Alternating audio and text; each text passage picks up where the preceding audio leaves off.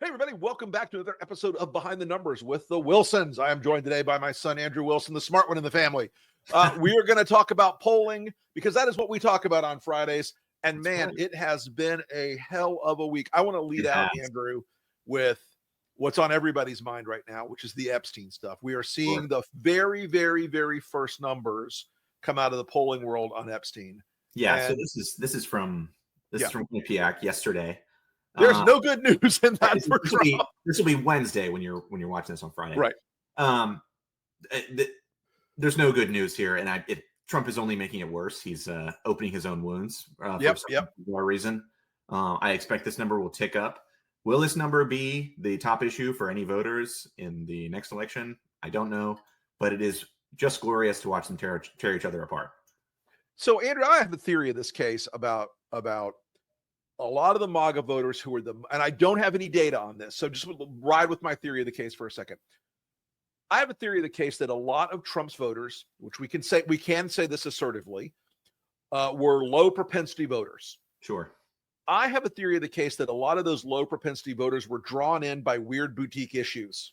Yes. Like Jeffrey Epstein's pedophile ring and conspiracy theory stuff and anti-vax stuff. I wonder if the corrosion in that low propensity voter pool is a double whammy for 2026. You're going to lose some of those low propensity voters who wouldn't be there with Trump not on the ballot. Then you're going to lose even more of them because Trump has really nuked his own base. It's amazing to watch. I'm loving every second of it.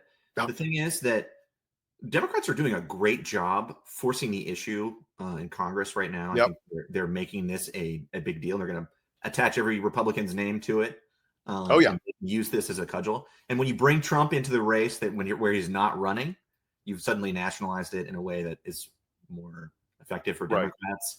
I mean, it is a recipe to definitely peel off some of those MAGA voters. And the reason is, we can talk about this ad infinitum, but the reason this is happening, the reason that these MAGA voters are breaking off is because the Jeffrey Epstein story is core to the worldview of those original MAGA voters who brought Trump to office in 2016. It is the central theme of the conspiracism that we saw in early Trump. So, I mean, it's devastating for him. It's devastating for his base, and he is not helping himself. Well, I think that's exactly right. Is that identity question? And this is something you guys have been studying behind the scenes in all of our guys, folks. As much as you think the Lincoln Project are a bunch of fucking cowboys and pirates, Andrew and the rest of the team behind the scenes in the political side run a giant big data operation. They are parsing polling and parsing voter and file information and parsing our own massive in-house database of voter behavior for 5 years now. 5 years, yeah. Pretty good longitudinal study. It is. And one of the things we've learned is that Americans generally, not just voters as a block, sort of their biggest concern about the people who are in government is corruption and incompetence. The difference for people on the left and right is how they sort of view those, how they sort of view those two, that issue, corruption and incompetence, through their own lens. Sure. Republicans, or especially MAGAs, that was all about Jeffrey Epstein. True believers, baby. That whole corruption and incompetence linked to Democrats and Jeffrey Epstein and all that stuff. It is so central that article of faith, baby. You take that piece away, and a huge piece of Trump's coalition falls off. And that's what we're continuing to see. I mean, and you would think about it. This poll, this Q poll from Wednesday of this week, has the Republicans 40% approve of Trump's handling of Epstein, 36% disapprove. Guys, anytime that is so narrow for Trump, that is really, really dangerous for his base. Now, and more broadly, Democrats 83% disapprove, 2% approve of his handling. I want to know who the two Democrats in the country, 2% are who approve of Trump's handling of Epstein. I can't imagine. And independents 71-11. So I mean that builds out a coalition that is super ugly. Yeah. For his base. I just think that And he's upside down on Everything. he's upside down on everything now, right? Nothing's up right side up, including immigration. We don't have the images here, but there's been a major reversal in Americans' views on immigration too. If you want to talk about that, right? It was just months ago where you see the trend line, people saying immigration is a good thing, going down and down and down, and just recently, it has spiked. Both Republicans and Democrats are now saying immigration is good for the country. Yeah. So the political environment, the whole narrative is sort of shifting on Trump. Stephen Miller, hardest hit. Yeah. Sorry to say. You were talking this morning. There's some new data that only 25% of Americans say that Trump's policies have helped them. Yeah. I mean, it's hard to express how bad this week has been for Trump in the polls in the past 2 weeks. And this, I mean, this is what we've been talking about with the big beautiful bill. Right. Yeah. Most of the provisions of the big beautiful bill haven't kicked in yet. Most of the cuts don't kick in until after 2026. Right. Strategically planned by Republicans, of course. But what matters is the narrative, and what matters is what people feel. And people feel like Trump is kicking them in the head every day. So it sucks, and they all hate him. And it's going to be devastating for Republicans. I've been having a great week, if you can tell. I've watched these pieces. It's been just so gratifying. Yeah, no, it is gratifying because look, what we've always talked about inside Lincoln and inside the pro-democracy movement is, why is Trump immune to everything? Why is Trump bulletproof to everything? Why doesn't anything break off his base? That number, that 25% number, also indicates massive weakness. And Nork's a good poll. Sure. AP Nork's a good poll. That number indicates there is a collapse inside the Republican base about the economic benefits of Donald Trump, which is another one of those, it's what I call a gentry predicate. A lot of Republicans will say, oh, I'm voting on economic matters, even though a lot of it's race, culture war, class anxiety, whatever. But if you're down to 25% total of the population saying that Trump is good for them, that his policies have helped them, that reflects the gentry side of the Republican Party. Like, I don't like Trump's tweets, but I like the tax cuts. Even those people are now being lost to the Trump coalition, which I think is absolutely fascinating. Yeah, I mean, this is another big problem for Trump. His coalition was already really fractious. He, got into 2024 on a miracle that his coalition didn't tear itself to pieces. Yep. Once, and he's doing things that nobody likes. So you're going to have this Jerome Powell situation, right? He's going to fire Jerome Powell, and it's going to send the economy into a tailspin. Right. Or the stock market, at least. Yeah. When he does that, he's going to lose the, wealthy sort of upper middle class people that he had dragged along on tax cuts. Mm-hmm. And, he's going to lose those gentry Republicans, like you talked about. He's losing at every angle, I would say. And the people who are sticking with him are the Trump loyalists from the very beginning. And even they might be at risk. And those people are the Epstein sensitive people. Exactly. And folks, when we talk about the Trump coalition, it still matters. It does. Because A, he's going to try to run again, or at least pretend to try to run again. And B, we have elections this year coming up in Virginia and New Jersey and elsewhere. And we have the most consequential midterms of my lifetime coming up next year. So let's talk a little bit about, before we get to next year, I want to talk about Virginia right now. Yes. Because when Glenn Youngkin won in Virginia, there was a perception in the Republican Party that they had flipped the state red forever, that they had done their magic. Now, the Lincoln Project, folks, just so you know, on the outside, this is the NLS show, but it's on the Lincoln Project. We are going in hard in Virginia this year. We have a major program building out in Virginia. We're going to spend a major chunk of Quan in Virginia this year to ensure we get Abigail Spanberger elected governor and to take back majorities in the state legislative body, keep them and expand the ability to stop the MAGA movement. It's Elon Musk's Doge cuts have killed Republicans in Virginia. It's pure poison. So the thing about Virginia, and I want to go through a lot of these numbers. Yeah, let's do that. Spanberger's up 12. I think she's really positioned to win. Yeah. The the reality is that Spanberger's race is important because it has implications for next year, but also for the Lincoln Project, because humiliating Trump is always what we want to be doing, right? Like, Yep. and if we can drag him into this, into the mud in Virginia, it'd be wonderful. Yep. You look at the top issues; they're not the culture war issues that Glenn Youngkin No. skated in on in 2018 or 2021. These are issues that are generally better for Democrats. And I want to look at the bottom one here, the federal workforce reductions. It might seem small.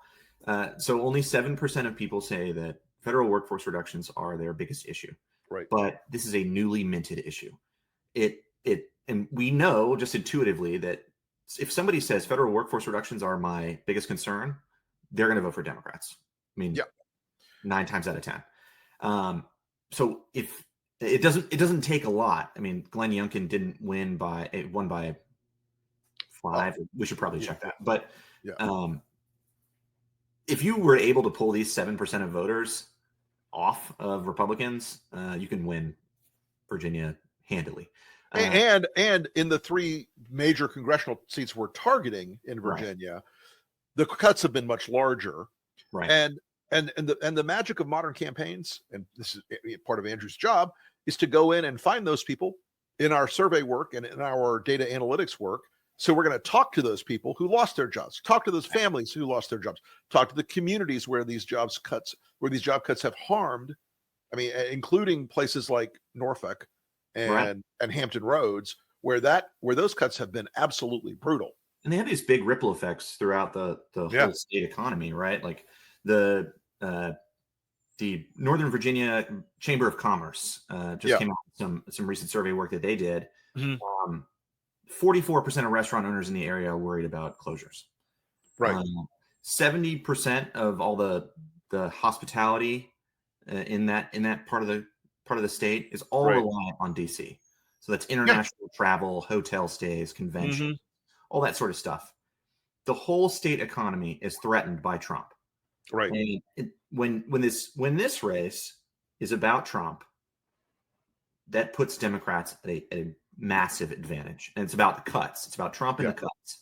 And when you look at those top 7 counties in Northern Virginia that make up like almost 60% of the total vote pool, right? You can see why Winston Earl Sears is not performing on a statewide basis where people are going to invest in that race. 12 back, even a year out, or even 6 months out, 12 back is a bad place to be. Right. So, and it's, I think, to talk about the 2026 implications for a second, the two of the seats that we're targeting are Kiggins and Whitman, 2 Republicans. Democrats have to take Republican seats in states that Donald Trump won to win back the majority. That is correct. And we can talk about Virginia and we can talk about Iowa if you want. There was some recent news this week that it was a rumor swirling that Joni Ernst was planning on retiring. Right. I don't know how true that is. She's denied it, honestly.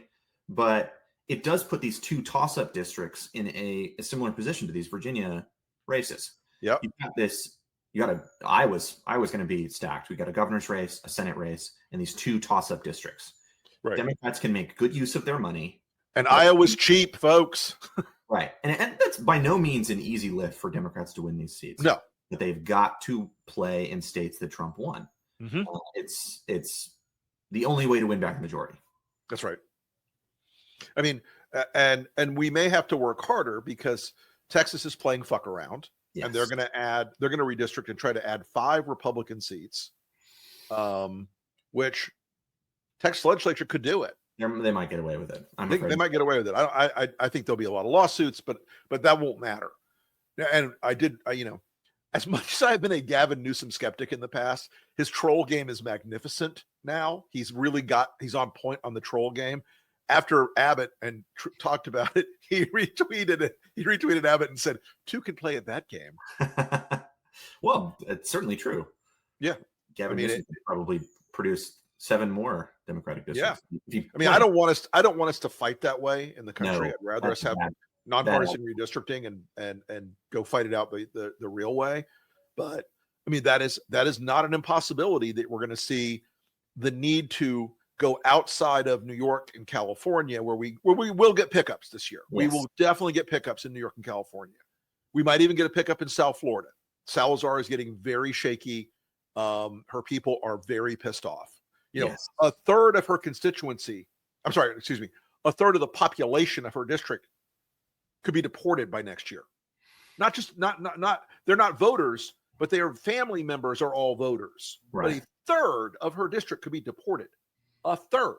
I mean, 300,000 people could be deported from her district. That is insanity. But it's baffling. I can't even. It's hard to imagine process what that would do. And it's bad for everybody. But so we've got this Virginia space that we're going to play in here in 25, which is, I think, I'm not worried about New Jersey. I think Cheryl's going to be fine. I think that's I think that's New Jersey. It is not the red state the Republicans like to think it is. No. But into 26, Tony Fabrizio, who is Trump's pollster, we used to call him Fat Tony when he was fat.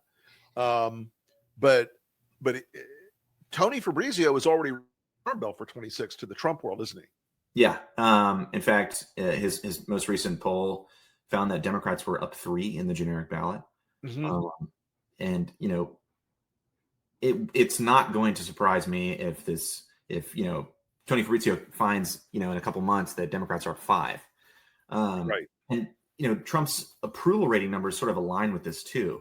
Sure. You looked at the approval from that poll in Virginia. He's at 55. Disapproval, excuse me. He's at 55. Yep. If your approval rating is in the mid 40s and you're going into midterms,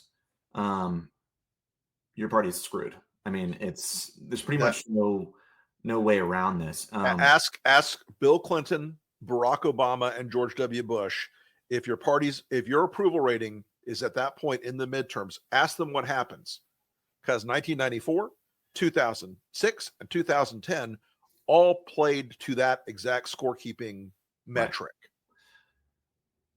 And it remains to be seen whether or not Democrats will put up the right candidates for the right races. But I think there are promising signs. I think Democrats are so well positioned in many ways, but in other ways they are totally unprepared, which makes it scary and exciting. But yeah, I mean, I'm worried about the money, because the Republican financial machine right now. I heard from somebody yesterday from a let me couch this appropriately, from a person who represents a large trade association. We'll say it that way, in Washington. Who, an old friend of mine, called me and said, all of our people are getting fucked by the bill. They're getting fucked worse by the trade war stuff, but we're going to end up having to write the checks and make them write the checks so he won't exercise retribution on our people. Which, and this is a big trade association. This is somebody who's like, should be fearless, but has sort of broken and bowed down to the Trump sort of mafia style. And I think that's really important that Democrats focus on raising money as well as getting good candidates. They need to have a big war chest next year. And a lot of Democratic donors for the last year have been like, "Oh, we're doomed. We can't." Right. We saw it. I will say there's some promising signs out of Virginia. I think Spanberger has outraised. Yes, Sears. Here's the thing about Sears. She's tried to moderate on a couple of issues, and it's just it shows you the trap the MAGA voters have put their candidates in, because she's gotten more anger from her base about trying to moderate some of her positions like abortion than she got in picking up moderate votes. Right, and so she took her sort of hardline abortion stance off the platform. And I think it's tactical, and I don't know. I mean, she's very cynical, wants to get in this seat. 71% of people in Virginia say that abortion, they should have access to abortion. Right. it becomes, there are a lot of these side issues. Like I think for MAGAs, there are a lot of side issues. It's abortion is one thing, immigration is one thing, but getting the pedophiles out of the government is the most important thing for a very large subset of MAGA. Man, if they're looking for pedophiles, I can direct them to a number of MAGA youth pastors, elected officials, the head of CPAC, and a variety of other places where there are real structural. I mean, every weirdo pedo I've ever known has ended up being from the Republican Party originally or currently. Per Elon Musk, there's one in the Oval Office. Apparently so. That's what I've heard. So let's talk about Musk for a second, because I got some questions after one of our last shows about the America Party and why you and I talked about how difficult it is to build a third party. It seems to have a bigger draw than I anticipated for some voters. Talk to us about that for a minute. Well, Musk has a big name. I mean, everybody knows who he is. Floating a party with a sort of patriotic name like the America Party, he'll get a certain number of people just right off the top. They don't have to know anything about it. Right. Now, most of those people are going to be Republicans. I imagine maybe he'll pull something like 2% of Democrats, but it'll be marginal compared to the amount that the American Party would pull off of Republican candidates. And Musk has a lot of money. That really is what this comes. Yeah, that's the difference, right? Between all prior third parties, there's real money here. And it's not Bloomberg money. Like Bloomberg has money, right? But he wasn't trying to start a party. He knew that wasn't even feasible. Right. Musk has more money by orders of magnitude, and forming a party and getting on the ballot in certain states is almost always at the very, very beginning a matter of money. Lawyers, guns, and money. Not the guns part, but Yeah. America PAC should be scary for Trump. Or America Party. Party. Yeah. PAC Party. Good Lord. Whatever it is. Yeah. So before we wrap up, I want to go into a little bit of this 2026 environment. So we have the big bad bill has delayed a lot of the worst impacts. Sure. But the global economic system that the global economic mistakes Trump is making across everything. They're bragging, we've got $100 billion of revenue coming in, which is being paid for by the American taxpayers. Yeah. We've got states really pissed off about it, disrupted completely. On the big, beautiful bill side, we already have rural hospitals and healthcare providers saying, we're not waiting to get screwed. We're out before that. Right. In November of this year, Affordable Care Act policies go up dramatically because of the big bad bill. Right. And that's going to affect a lot of Republican voters. These people in Miami who go, no soy comunista, but where's my ACA is astounding. Folks, drive through Miami at any time and you will see signs for ACA healthcare plans. And in places like Hialeah, which is to the right of Moscow. But look, that landscape, it really is going to come down. You see it in New York. You saw it in Virginia. What's the number one issue? Increasing cost of living. Yeah. Inflation going up, cost of living. Rents going up dramatically across the country, cost of living. Food prices have continued to rise because of the immigration stuff, cost of living. I mean, yes, we're going to have these like things that fisher off some of the Republicans, but it really is going to come down to being an economics election, isn't it? As always, the consumer price, ticking up steadily, and it feels to me that it's going to kick up pretty significantly here soon. That'll be the only thing people are talking about for the most part, and you'll hear about inflation all over again if Democrats do their job right. Right. And I hear my granddaughter in the background. Yes, she's right. Where were we? Democrats doing their job right, which is always a dicey proposition. Yeah. It will be. Oh, here we go. We have a question. Oh, good. Democratic candidate 26. I'll start. Somebody who fits the district. Yes, that's what I was going to say. Who does not sound like they come out of a machine in Washington that focus grouped 27 answers about climate change, gun control, and other shit people will care about in some areas, but globally do not care about in a lot of these swing districts. Right. The economy, they should be on the economy like flies on stink. Yes, I was going to say more or less the exact same thing. You always should pick a candidate for the district. Yep. And this has been a problem for Democrats for a while. We know that functionally the Democratic Party is a big coalition of different interests. Sure. Let those interests play themselves out in the different districts. Yep. If you're going to be a coalition, you act like one. Yep. There is not a national Democratic narrative except for the economy. Yeah, that should be the. Yep. If you want to win races, pick the candidate for the district. It's just a universal truth. And Diana, I mean, look, generically, I also think you look at Spanberger and Sherrill right now as two statewides. What's unique about them and good? Military or CIA experience, military or government experience. That has become a calling card on the right, where they say, oh, only we love our country, only we serve our country. And it's not true, but showing that it's not true is really important. Right. And I think having candidates, I mean, if you can pick a veteran as a candidate in a lot of these swing districts, absolutely do so.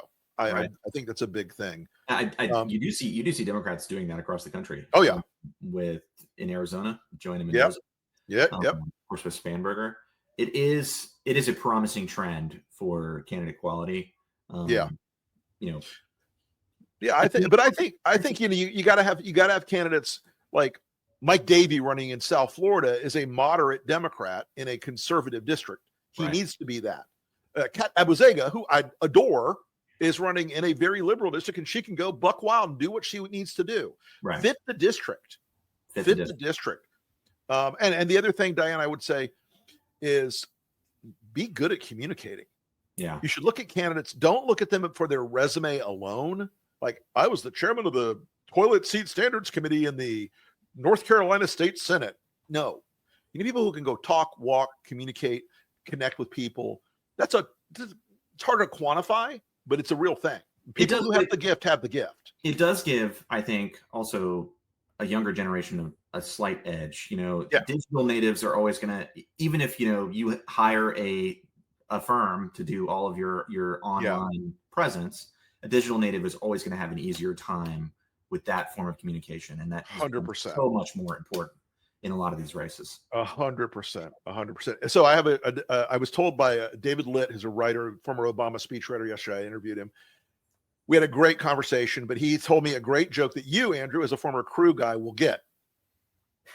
So one school is going to go up and row against Harvard. Okay. And it's Yeshiva University. It's going to row against Harvard. I don't even know if Yeshiva had a crew team, but that's the joke. So they say to the Yeshiva coxswain, go up there to Harvard and watch these guys. Come back and tell us what you learned. He comes back and he says, well, here's the weird thing. They have one coxswain who sets the pace, and as he's the one yelling, and we have all the other rowers yelling at the coxswain. And that's like, oh my God, that's perfect.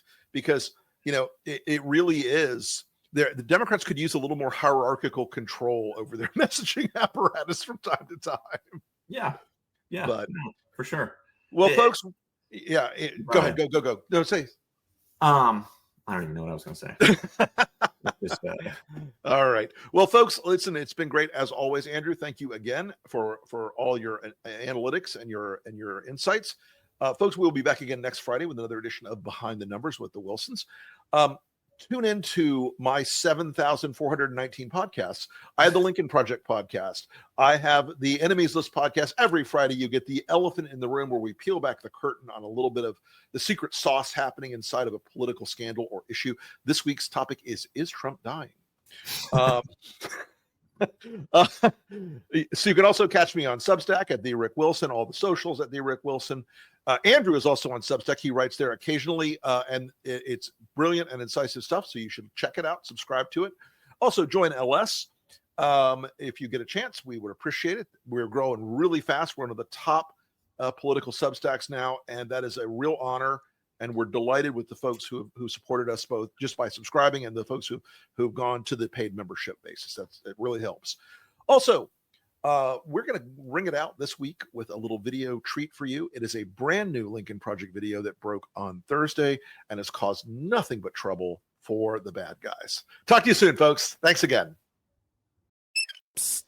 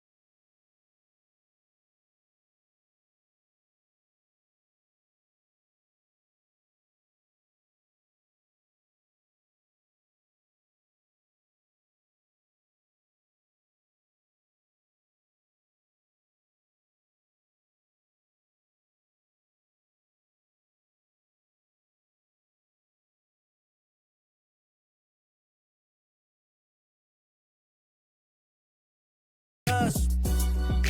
Trump not like us. Trump not like us. Trump not like us. Trump not like us. Trump not like us. Trump not like us.